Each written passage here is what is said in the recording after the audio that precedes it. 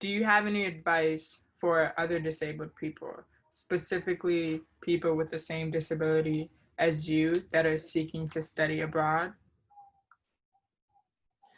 Yeah, I do have some advice. I would say don't be scared to study abroad. At first, I kind of was, but part of that was probably because I had never left the country before. And I've actually heard other deaf people say, oh, your deafness doesn't like put you at a disadvantage. It actually puts you at an advantage because in Europe, you're able to get around those communication barriers because deaf and hard of hearing people are much more well equipped because they can type out things on their phone, they can write back and forth, they can use gestures. So we're much more used to dealing with language barriers than hearing people are. So traveling in other countries is not as hard as other people would think that. So that's one thing. Another thing is to definitely make sure that you have accommodations prepared in advance, because I started planning out everything and making sure all of my ducks were in a row and everything.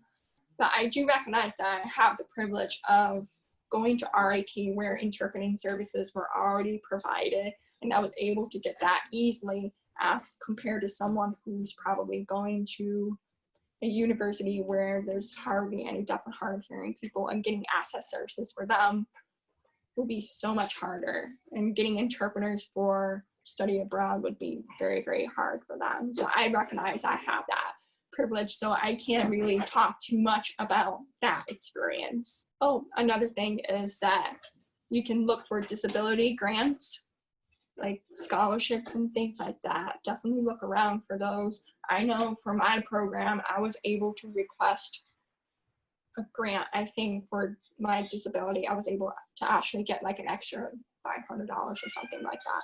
So definitely look around to see if your program offers that, or any external programs, or if your school is able to help with that. Definitely do that. Did you find any resources that were helpful while abroad to help you with your disability? Resources while abroad to help with my disability, right?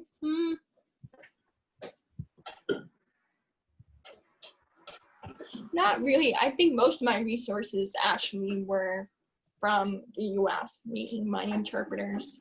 I know I did use the staff in my program. There were some people who were in charge of the program that I made the request for accommodations, meaning like that strobe fire alarm and the alarm clock. The people over in the Netherlands handled that. So basically just asking the staff and people who are in charge of your program.